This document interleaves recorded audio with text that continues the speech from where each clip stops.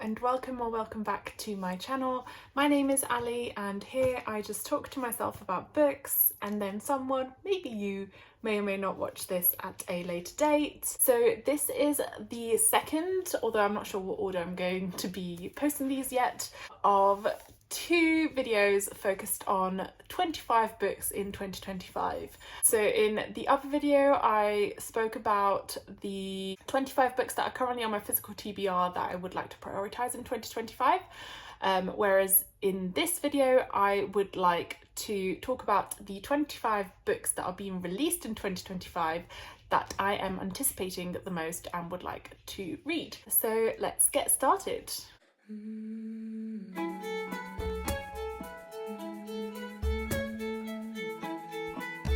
Okay, so there are a bunch of books coming out in January 2025 that I am very much anticipating. These are in no particular order because I haven't looked at the exact dates that they are coming out, and also it's quite confusing online to try and find the UK release date because sometimes the US release date is slightly different. However, they are all coming out in January 2025. The first of these is Breath of the Dragon by Shannon Lee, who is a relative of Bruce Lee, so the martial arts actor, and Fonda Lee, who is the author of the Jade City trilogy, which I absolutely loved. So when I saw that this was coming out, of course I pre-ordered it, making the best use of Waterstone's double and triple points that they had on recently. And yeah, so this follows the story of a 16-year-old boy who has been banished from the land where he grew up alongside his father, who committed some sort of mistake that led to their banishment, and also means that he was separated from his twin and his mother as well. In this world, there is a tournament held every 6 years to select the keeper of the Scroll of Heaven, and he wants to participate in this tournament to become the next guardian. However, his father has forbidden it, especially because he has not been breathmarked, or aka born with a patch of scaly skin that resembles the skin of a dragon, unlike his twin. However, he is very determined to become the next guardian, and so sets off in secret to complete this mission. As I said before, I love Fonda Lee. I also just love martial arts, and I know that she writes it really well, and I'm hoping that Shannon Lee would... I've never really read anything by her, or I'm not sure if she's written anything before, but being a descendant of Bruce Lee, I'm hoping that then the action's going to be really, really good. It's definitely a YA, if not younger level book, but I don't care. I'm looking forward to it. Next book is Cruel is the Light by Sophie Clarke. This is also coming out in January and is a YA fantasy, I think inspired by ancient Rome again, or some sort of Rome time. So in this world there has been a war amongst humanity and demons for a number of years. The Vatican is fighting to regain the world from these demons, and this kind of follows the story of two main characters that are kind of elite in their field. So we have Celine, who is an elite exorcist, and Jules, who is unparalleled on the battlefields, and he is a foot soldier for the Vatican. However, they discover that there is more going on than it seems, so have to pair up to find out who the true enemy is and what is actually going on within the Vatican. And it's kind of like what sounds to be a bit of a enemies, maybe rivals to lovers type romance fantasy, but also with a lot of action and again fight scenes, which I do enjoy. Next, we have another book that I have pre-ordered coming out in January, and that is The Language of Dragons by S.F. Williamson. This is another dark academia, slow burn, enemies to lovers, I think is what it's tagged as, but we shall see. And I think it might be YA, but I'm not 100% sure. Essentially, this follows the story of a girl who has always wanted to learn the language of dragons. It's set in kind of like a fantasy alternative of London in like the 1920s, and all of a sudden a civil war breaks out and she is separated from her family. However, she is given the opportunity of gaining money and bringing her family back together, and is given a job at Bletchley Park. So Bletchley Park is historically an actual place, and it was where the code breakers were stationed in World War II to basically try and analyse the codes coming through from the Germans and the Japanese to help in the war effort. And in this world, it's about code breaking, but code breaking the language of dragons.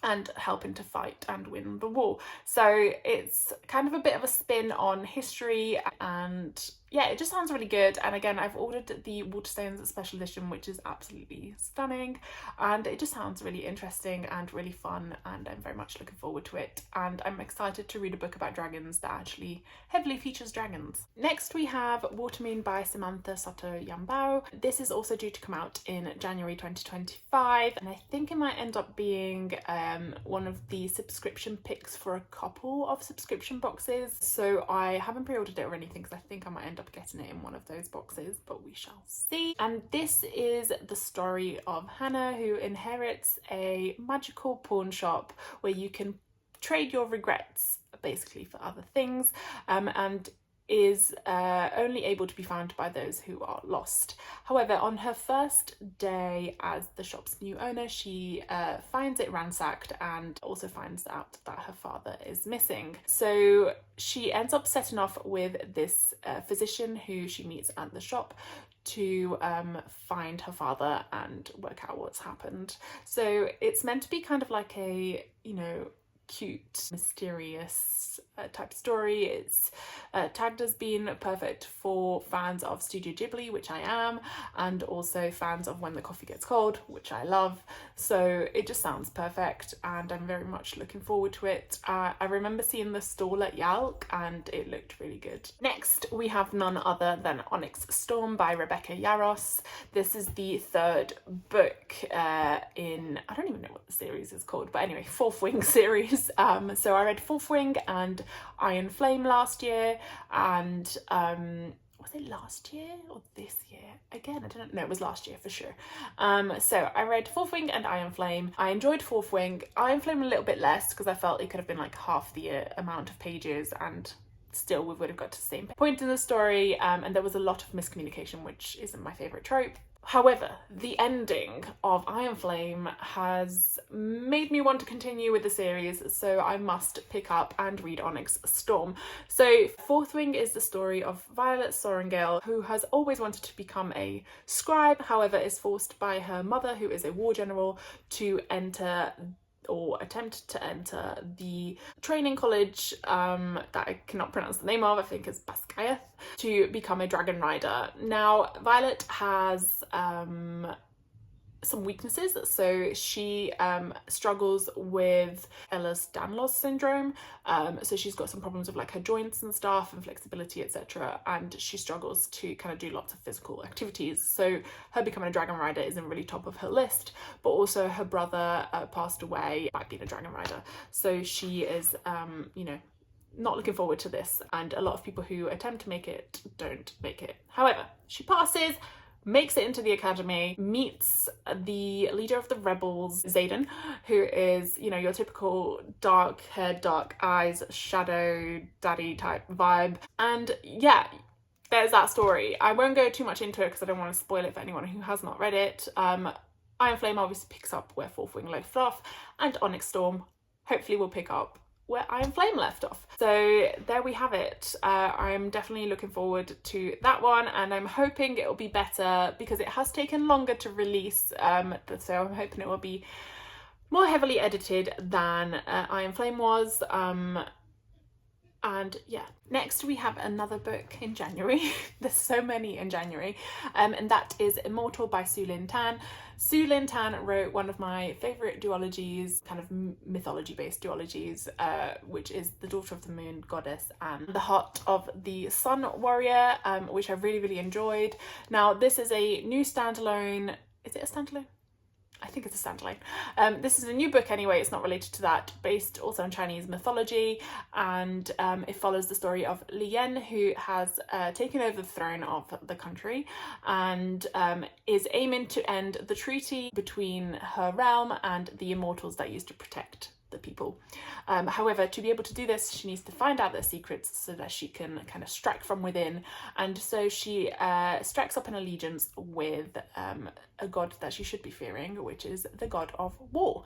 And yeah, it just sounds really, really fun. I really loved Su Lin Tan's writing, and I'm very much looking forward to be back kind of in that type of world. I don't know if it's going to be in a similar world to the Daughter of the Moon Goddess, or even if it's at a similar time, but I am excited to read that. I love mythology based inspired retellings, and I'm pretty sure this is also based on mythology. And speaking of mythology, the last book that I'm looking forward to that is being released in January is Daughter of Chaos by A.S. Webb.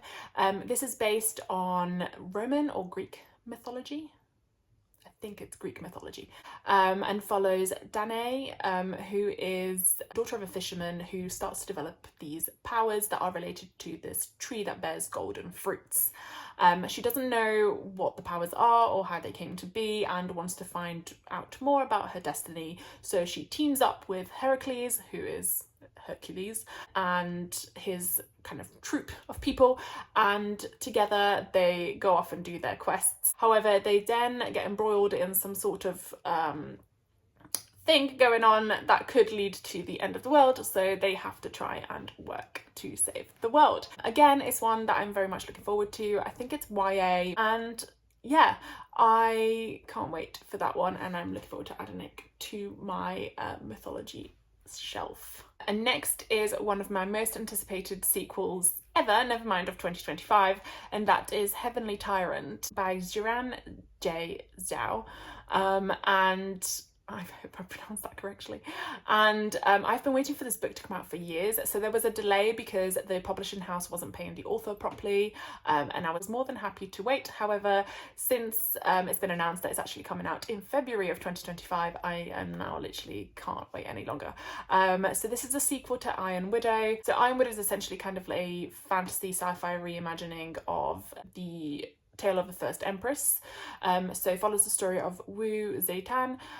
In this world, basically women only have two options, so they can either marry off to try and like improve their status, or they can become concubines to the men that drive these like large mechanical creatures to fight monsters. However, in doing that, they basically like submit their minds and bodies entirely to these men, and men basically take control of them and use their energy.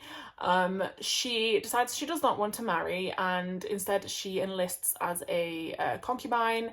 However, it doesn't end up going the way that is expected, and she ends up becoming an Iron Widow in that she ends up draining the male person who is driving the machine.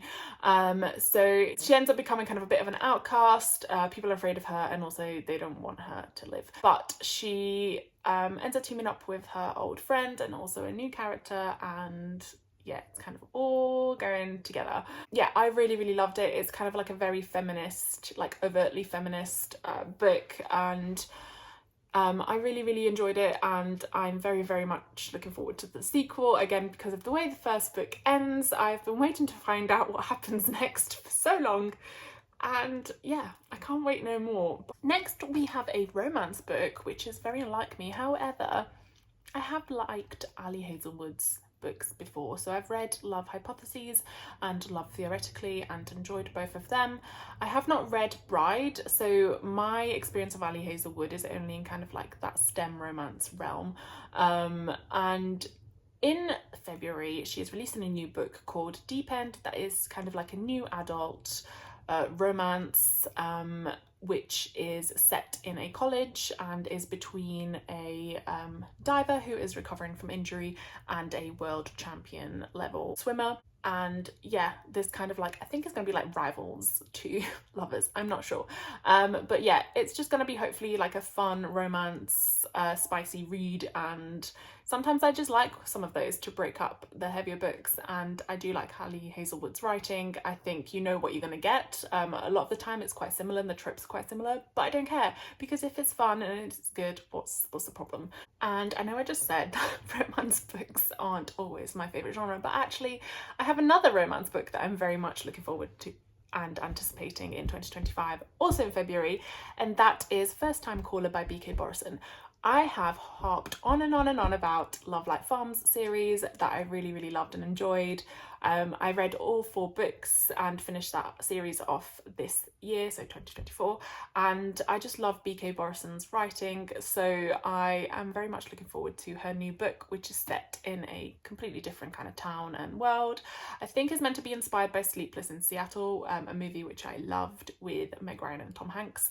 And yeah, it follows the story of a host of like a romance hotline, however has fallen out of love with love, so you know, it's not the ideal situation for someone who's meant to be helping others with their love queries and problems. However, when a young girl calls up the hotline to get some dating advice for her mum, it kind of, or I presume it means that like the host and the mum will end up getting together. As I said before, I love B.K. Borison's writing. I know it's going to be a nice romance, and it's never like insta love or insta lust. So I'm hoping that this is going to be another good one, because I have very high expectations and hopes following the Love Like Farms series. But yes, another cute read, I think, to break up some of the heavier, probably fantasy reads that I'll be doing next year. Next in February we have Hungerstone by Kat Dunn. This is going to be a reimagining of Sheridan Le Fanu's Carmilla, which was the book that inspired Dracula and was one of the first kind of story. It was a bit of a novella, to be honest, more than a novel about vampires. So in this story, a husband and wife are travelling kind of against the pathetic fallacy, windy, dark backdrops of the peaks, and end up encountering Carmilla, who is very pale during the day and becomes vibrant at night. Wonder why she's a vampire. And basically the wife ends up kind of questioning her feelings. So it's meant to be like a sapphic retelling. Carmilla itself also had like sapphic undertones, but it was never like explicitly explored. And yeah, this is kind of like a sapphic reimagining of Carmilla, and I'm very much looking forward to it, because I've said many times I love Dracula, I love vampires. I've read Dracula this year, Diary of Blood, Lucy Undying is very much on my top 25 books to read next year off of my TBR that I already own, and why not add another Dracula or, you know, Dracula inspired retelling. So yes. Next we have another book that I pre-ordered so long ago, like months and months ago. It's a bit of a weird one because it's actually being re-released. So this was independently published a number of years ago, so I could technically read this already, but I am waiting for the re-release in February of 2025, and that is The Bones Beneath My Skin by TJ Klune. Now, I think I've mentioned before that I love TJ Klune. He's one of my favourite authors. I have literally loved everything I've read by him so far, and that has been the entire Green Creek series, House in the Cerulean Sea, Somewhere Beyond the Sea, In the Lives of Puppets, and Under the Whispering Door. I have loved all of those books, and I think he always writes found family really well, which is probably one of my favourite, if not my entirely favourite trope, and also has written romance quite well, and also he does really annoying kind of baddies and villains, which make you feel like a lot of hatred, and I love when books make me feel like it's happening to me and like I'm part of the story. So I love his writing, and I'm very much looking forward to this book as well. This book follows a journalist who has just lost his job, returns to kind of his hometown or a cabin in the woods that his family owns, expecting it to be empty, and instead finds this mysterious guy called Alex and this young girl who has special abilities. They end up going on the run from the government and other entities because they are after this young girl, and I presume that obviously the found family element will come in that aspect. And yeah, I am very much looking forward to this. I think it's meant to be kind of like a sci-fi fantasy thriller, and yeah, I'm just very, very much looking forward to another TJ Klune book. And I think he's also due to release another book next year, but I don't know what that is yet or when it's meant to come out. So for now I will just focus all of my energy on this one. So turns out I can't count, and I now need to add another book to my 25 most anticipated books of 2025 because I forgot one, which is also coming out in February, and that is The Rose Bargain.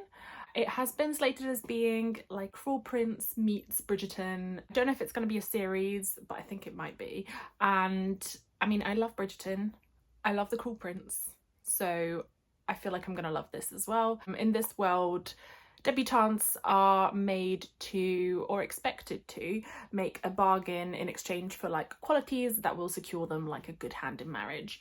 So for example, you might say, hey, let me play the piano and I will give you my ability to taste, that sort of thing. However, in this particular season, there is also a contest going on to win the hand of the prince of the Fae in marriage, and our main protagonist is going to enter this, but also with the ulterior motive of trying to save her sister from the bargain that she made, which has kind of like destroyed her life. So I don't know, it sounds pretty fun, it sounds good, and the early reviews are like really promising. I'm not always like 100% believing of reviews on Goodreads, because sometimes I've read books that are not good at all, that have like loads of 5-star reviews. But in this particular situation, I'm hoping that it's true. So yeah. Next is another sequel coming out in March of 2025, and that is The Rag Picker King by Cassandra Clare, which is the sequel to The Swordcatcher. I read The Swordcatcher this year and really, really enjoyed it, and I am going to be reading the Mortal Instruments series finally, starting this month, but I'm very much looking forward to Rag Picker King. So The Swordcatcher follows Kel, who is an orphan who is taken away from the orphanage where he's at to become the body double of the royal prince, and essentially his entire reason for being now is to be the body double for the prince in situations where the prince's life may be at risk, and to potentially die or at least become injured for the prince. It also follows the story of Lynn, who is part of a group of people that have been kind of banished or are kind of looked down upon because of their history and potential magical abilities, and all she wants to do is become a healer. And they all end up meeting and working together, and the Rag Picker King essentially picks up where the Swordcatcher left off. I won't be talking about the summary of the Rag Picker King because I presume there'll be some spoilers for Swordcatcher, but I do very much recommend that book, and I'm hoping that the sequel is just as strong. Next, we have the third book in a series, and that is Oathbound by Tracy Deonn.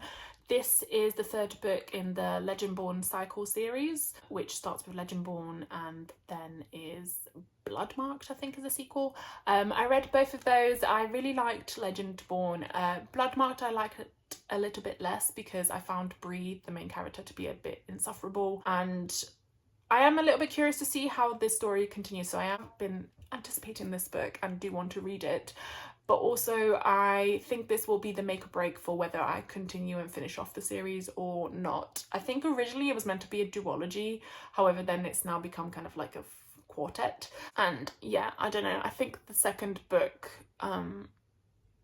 could have been a lot shorter, or potentially, I don't know, the story could have wrapped up. But I did like it and I'm still interested to find out what happens. So Legendborn follows the story of Bree, who has lost her mother and ends up going to a school with her friend where she discovers this magical society, secret society, after stumbling upon one of its members essentially killing a monster on the grounds of the school.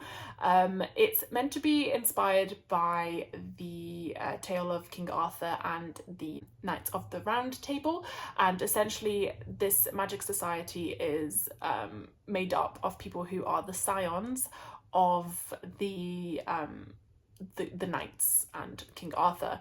And so we kind of just follow that story. Bree ends up becoming entangled in this world and also discovers certain things about her mother and her family that make her a lot more powerful than she thinks she is. And yeah, it's a good story. As I said, I did really enjoy Legendborn. Bloodmarked did let me down a little bit. I was a little bit disappointed with that one, but not enough to not continue the story. And I do want to know where it ends up going. And so I am looking forward to this one coming out also in March. Next, we have a book that's coming out in May 2025, which is The Devils by Joe Abercrombie. I've not read, or at least that I recall, any books by Joe Abercrombie, but I have heard very, very good things about them. However, much like Robin Hobb and like Brandon Sanderson, it just looks like very intimidating because there are so many books and I'm not sure where to start.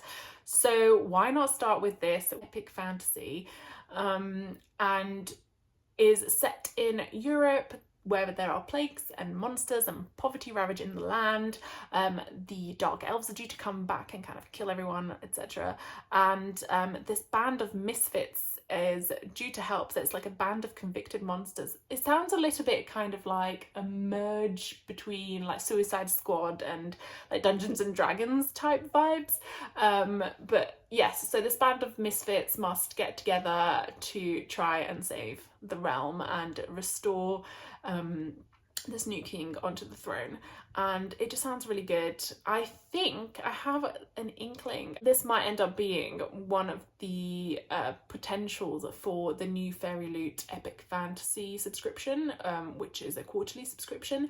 I have signed up for that. I signed up for it the second they announced it and it was open, so I'm very much looking forward to potentially getting on that subscription and this maybe being the first book that they release as part of that.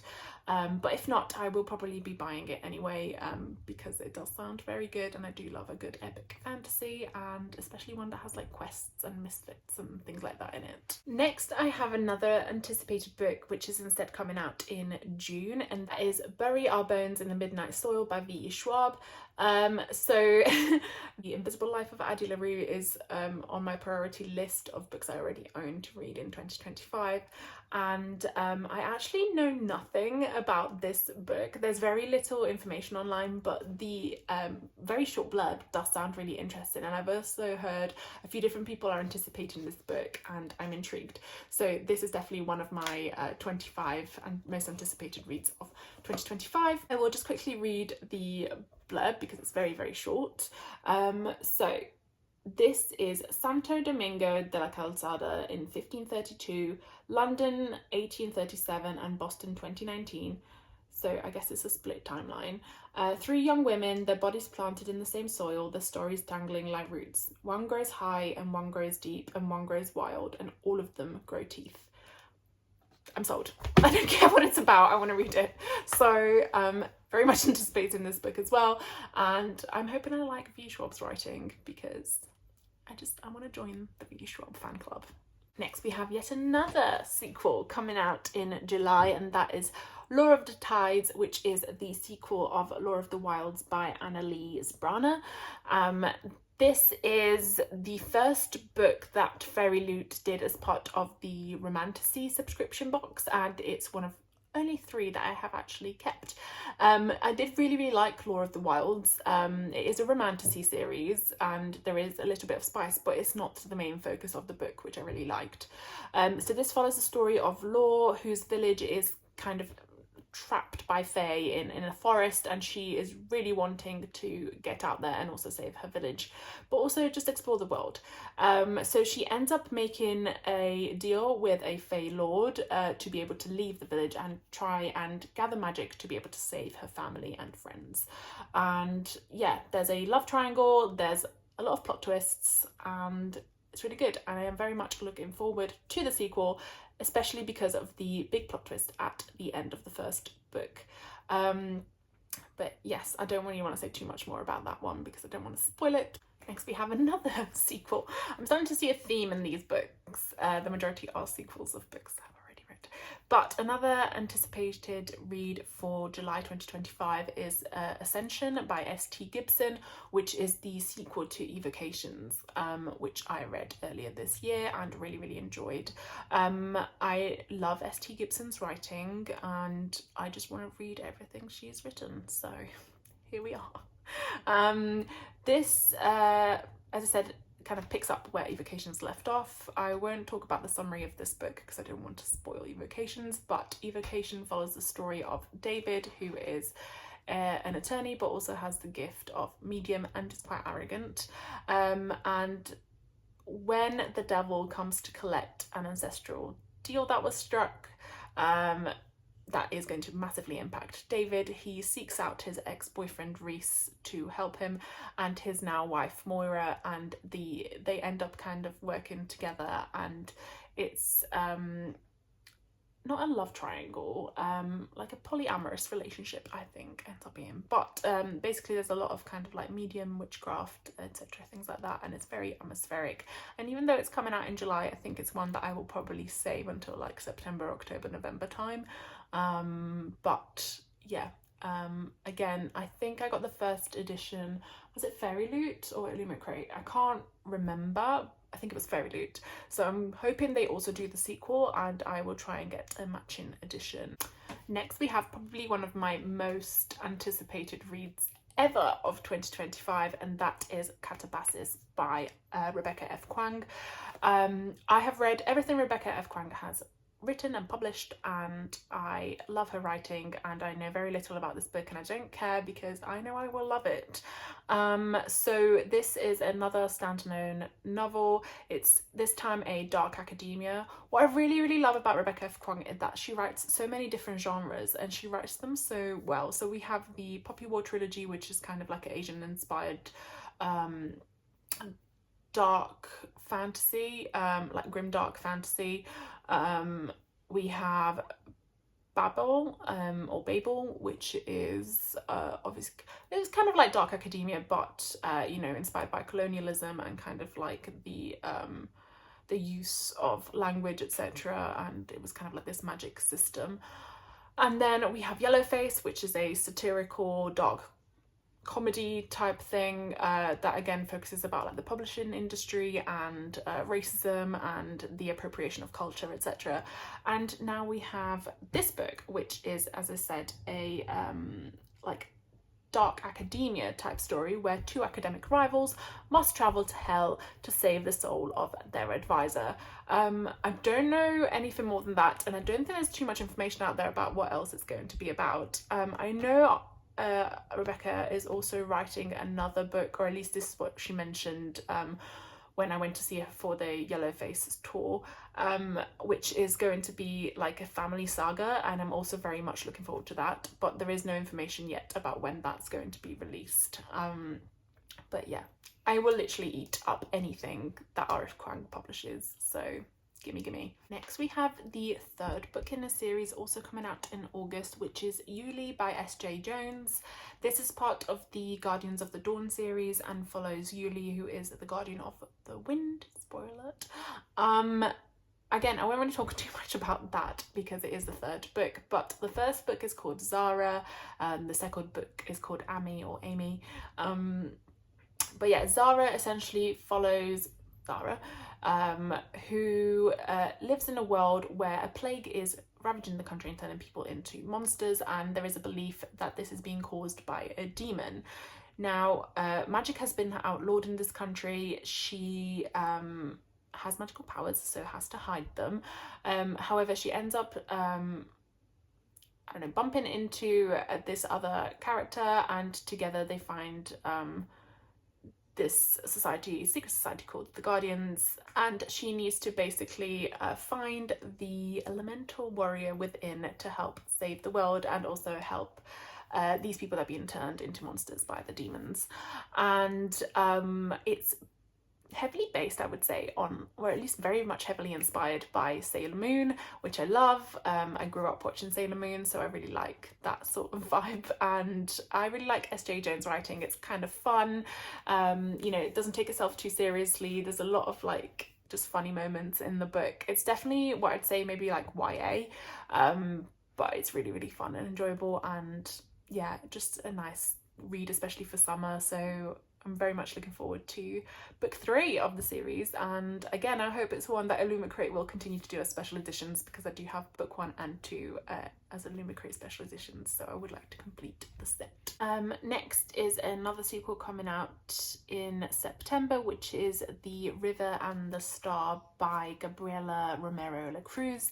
This is the sequel to The Sun and the Void, which was the first book I got as part of a Illumicrate subscription box, and I quite enjoyed, so I'm looking forward to knowing how the story continues.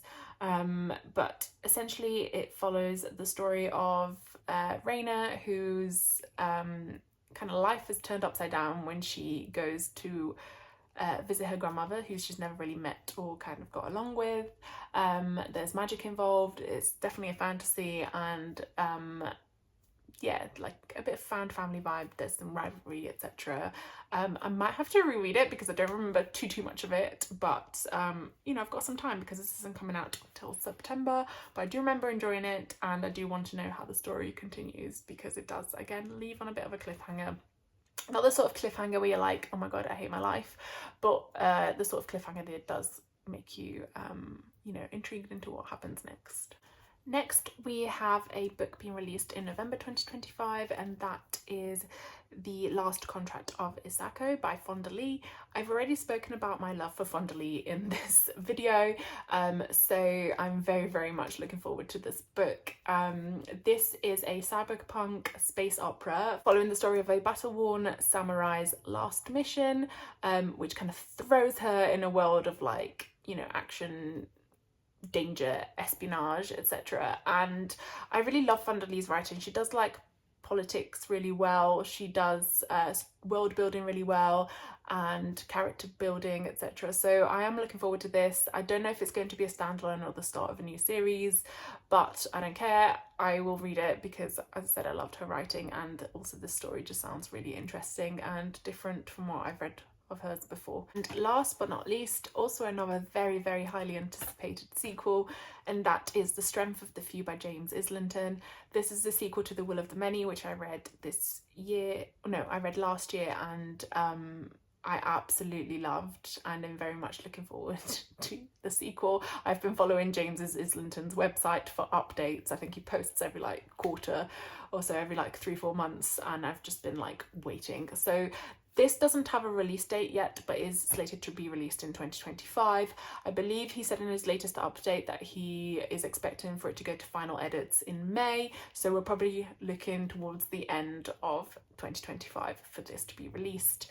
The Will of the Many follows Viz, who is a young orphan who is adopted by a powerful senator and has to take part or join this academy that is kind of inspired by like the gladiator Roman world, but essentially where there are different ranks, and the people at the top, I don't know, suck up the will of those at the bottom. And so like the higher in the hierarchy you are, the more power you have, and then the lower you are, the kind of less power you have, but also the more you are drained of your will.